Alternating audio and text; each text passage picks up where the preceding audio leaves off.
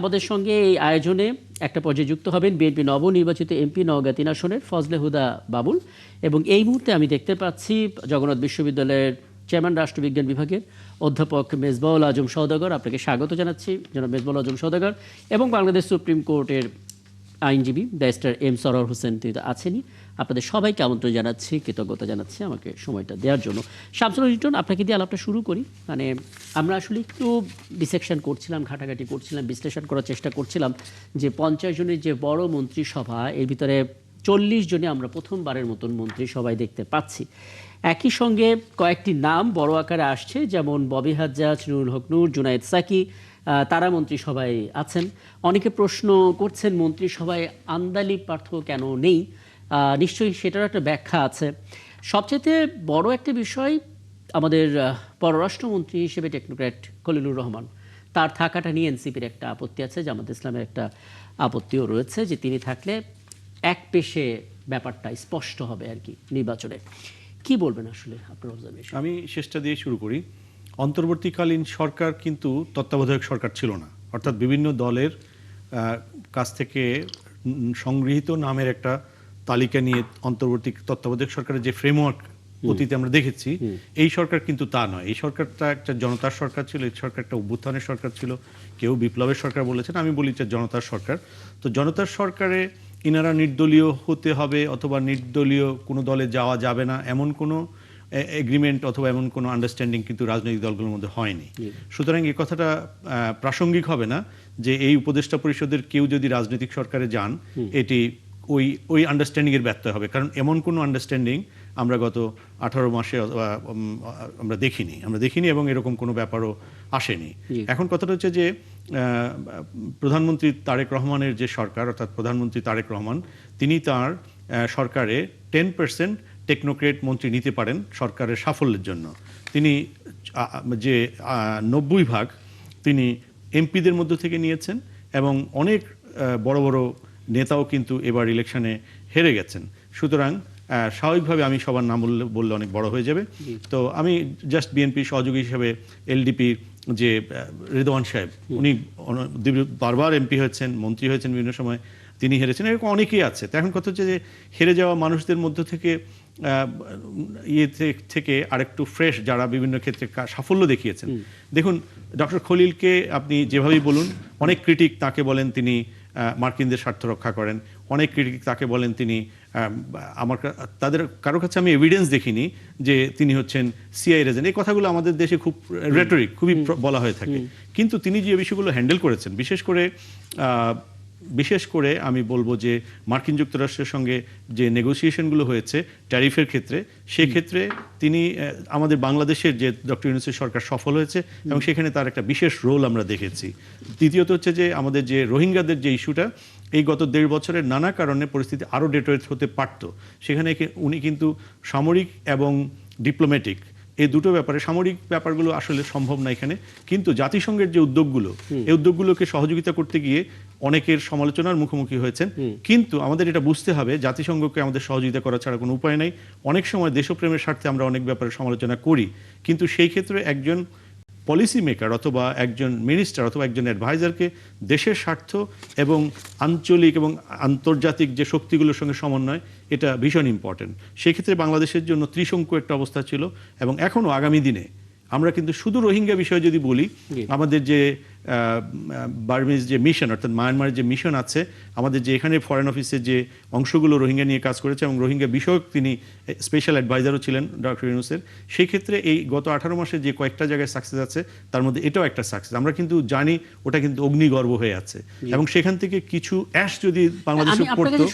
যদি এই পয়েন্টটাতে আসি, এমন একটা প্রেক্ষাপটে অন্তর্বর্তী সরকার আসলে এই দায়িত্বটা নিয়েছিলেন যখন আসলে বলা হচ্ছিল রিসেট বাটন প্রেস করা। এর পরবর্তীতে যখন একটা নির্বাচন হলো, অনেকে সংশয় প্রকাশ করছে নির্বাচন হবে কি হবে না, এবং ফাইনালি যখন নির্বাচনটা হলো, আমরা মন্ত্রিসভা পেলাম, তখন কিন্তু আমরা দেখতে পাচ্ছি 3 ভাগের 2 ভাগই নতুন। কাজেই তাদের অভিজ্ঞতার একটা প্রয়োজন আছে।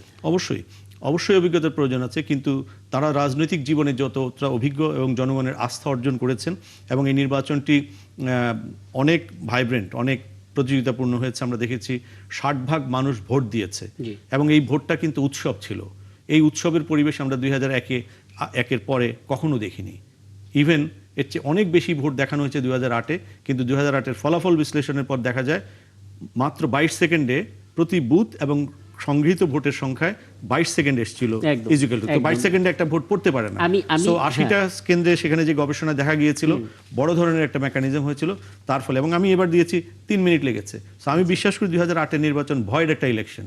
রাজনীতিকরা 111-এর জঞ্জাল থেকে বেরোনোর জন্য ওই নির্বাচনকে মেনে নিয়েছিল। একদম। আমি একটু পর্যবেক্ষণ নিয়ে নিই অধ্যাপক মেজবাউল আজম সওদাগর, আপনার কাছেও একই বিষয়টি জানার চেষ্টা করব। মন্ত্রিসভা আপনি দেখেছেন, চেষ্টা করা হয়েছে এখানে অভিজ্ঞ প্রবীণ এবং তরুণদের একটা সম্মেলন ঘটাতে। একই সঙ্গে আমরা দেখলাম মন্ত্রিসভার দপ্তর বন্টনের পর কয়েক ঘন্টা বিরতি, তারপর 10 জন উপদেষ্টাকে নিয়োগ দেওয়া হয়েছে। অনেকে জানতে চাইছিলেন মির্জা আব্বাস কোথায়, নজরুল ইসলাম খান কোথায়, রুহুল কবির রিজভী কোথায়। তারা যারা প্রশ্ন করছিলেন তারা হয়তো জবাব পেয়ে গেছেন যে মন্ত্রী পদমর্যাদায় উপদেষ্টা তারা হয়েছেন। সব মিলিয়ে কেমন হলো মন্ত্রিসভা, কেমন হলো উপদেষ্টা পরিষদ? ধন্যবাদ আপনাকে।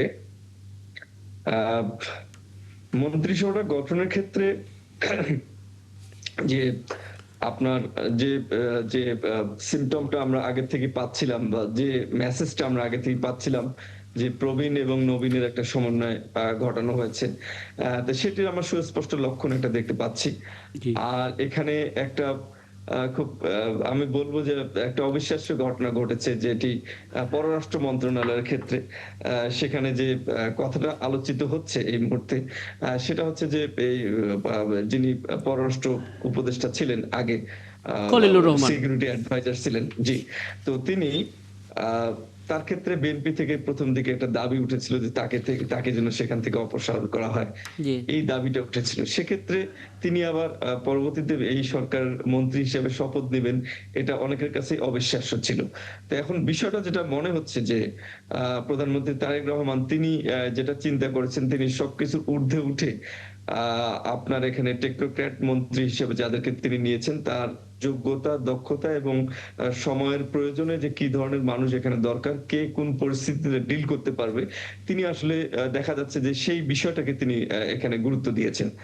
এবং অন্যান্য মন্ত্রণালয়ের ক্ষেত্রেও ঠিক তেমনটি দেখা যাচ্ছে। তো সবকিছু মিলে আর একটা প্রশ্ন আসছে যে অঞ্চল ভিত্তিক যে মন্ত্রিত্বের একটা দাবি আমাদের মতো দেশগুলোতে সাধারণত আসে, যে কোন অঞ্চল থেকে কয়টা মন্ত্রী দেয়া হলো। তো সেই বিষয়টাও কিন্তু এখানে দেখা যাচ্ছে না যে কোন নির্দিষ্ট অঞ্চল থেকে অঞ্চল ভিত্তিক চয়েস করা হয়েছে, এমনটাও হয়নি। জি। তো সবকিছু মিলে আমার কাছে মনে হচ্ছে যে এটা দক্ষতা, যোগ্যতা এবং প্রয়োজনের সাথে সামঞ্জস্য রেখে যেখানে যাকে প্রয়োজন ঠিক তেমনটি তিনি চেষ্টা করেছেন। কারণ এই যে ভেগ যে দাবিগুলো যে মন্ত্রিসভা অঞ্চল ভিত্তিক হতে হবে, অমুক একটা মন্ত্রী তো হচ্ছে আসলে পুরো দেশে কোন অঞ্চলের একদম, না। মানে প্রচলিত যে ধ্যান ধারণা সেখান থেকে বাইরে গিয়ে নতুন কিছু সেখান করার থেকে একটা বের হয়ে আসা। প্রত্যয় নিয়ে আসলে এটা তৈরি করা হয়েছে। আমি বিরতির পর আরো আলাপ করার চেষ্টা করব। ব্যারিস্টার এম সরওয়ার হোসেন, দুটো বিষয় আপনার কাছে একটু প্রশ্নটা রেখে যাই। প্রথমত, মন্ত্রিসভার মধ্যে অনেক নাম আছে যে নামগুলো অপ্রত্যাশিত থাকবে, আমরা চিন্তা করিনি। হয়তো মেম্বার অফ পার্লামেন্টে তাদেরকে আমরা দেখতে পাবো, কিন্তু মন্ত্রীর মধ্যে আমরা যে তাদেরকে দেখব এটা ছিল একটা চমক। জুনায়েদ সাকির কথা বলুন কিংবা নুরুল হক নূর বলুন, কাজেই এই চমকগুলো কিভাবে ইতিবাচক ফল পাবো আমরা, সেই সম্ভাবনা, সেই বিষয়টা কতটা আপনি দেখেন একটু জানাবেন। পাশাপাশি আরেকটি বিষয়, সংবিধান সংস্কার পরিষদ বা গণপরিষদের যে সদস্য, সেই সদস্য হিসেবে বিএনপি তো শপথ নেয়নি, সেটা কোনো জটিলতা তৈরি করবে কিনা? সরওয়ার হোসেন, একটা বিষয় একটু পরিষ্কার করবেন, আপনি আইনের মানুষ। আমরা আসলে নানামুখী প্রতিবেদন দেখছিলাম, মন্তব্য দেখছিলাম যে বিএনপির প্রতিনিধিরা যখন সংবিধান সংস্কার পরিষদের সদস্য হিসেবে শপথ নিলেন না, তখন অনেকে চিন্তা করছিলেন এটা একটা জটিল পরিস্থিতি পরবর্তীতে তৈরি করবে কিনা। বদিউল আলম মজুমদার, সুজনের সাধারণ সম্পাদক, তিনি স্পষ্ট করে বলেছেন জটিলতার সৃষ্টি হলো। কিন্তু জ্যোতির্ময় বড়ুয়া, তিনিও আইনজীবী, তিনি বলেছেন এর ক্ষেত্রে আসলে সংবিধানের বা আইনের কোনো ব্যত্যয় হবে না। আপনি আসলে কি দেখছেন, কোনো জটিলতা কি হতে পারে? ধন্যবাদ আপনাকে। জটিলতা তো অবশ্যই একটু হবে। এই কারণে হবে যে 5ই আগস্ট যদি না হতো তাহলে কিন্তু আজকে এই নির্বাচনটা হয় না, এই সরকারটা হয় না। জি। সো 5ই আগস্টের একটা জন আকাঙ্ক্ষা ছিল জি।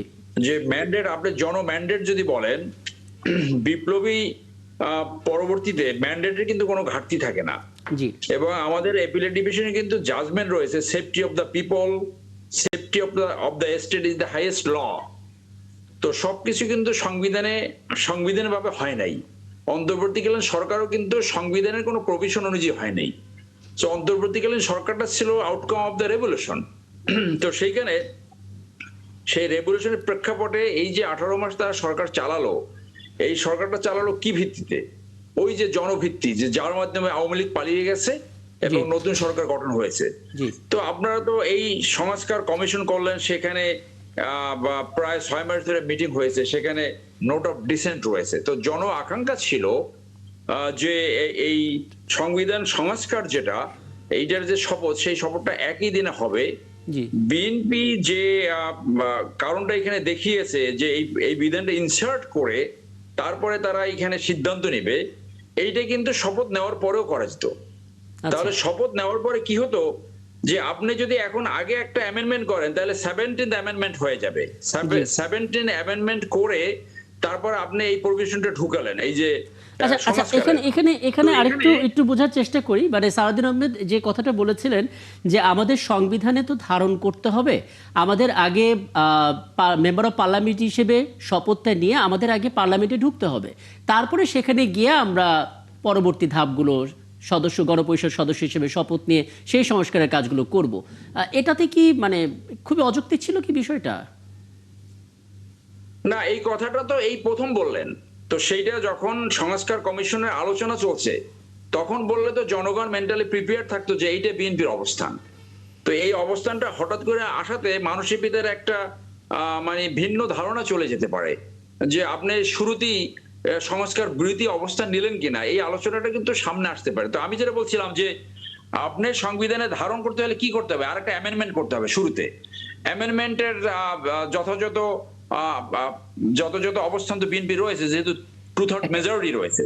জি। কিন্তু আপনি শপথ নেওয়ার পরে সমস্ত সংস্কারগুলো যেখানে একমত হয়েছেন, যেখানে নোট অফ ডিসেন্ট রয়েছে, সেইখানে আপনি ডিবেট করে সিদ্ধান্ত নেন, আপনারা নিজেরা বসে সিদ্ধান্ত নেন। কিন্তু যেগুলো একমত হয়েছেন সেইটা করলে একটা অ্যামেন্ডমেন্টের মাধ্যমে এই সংস্কারের যেগুলো একমত হয়েছে সেগুলো কিন্তু একটা অ্যামেন্ডমেন্টের মাধ্যমে সংবিধানে একটা অ্যামেন্ডমেন্ট দরকার হয়।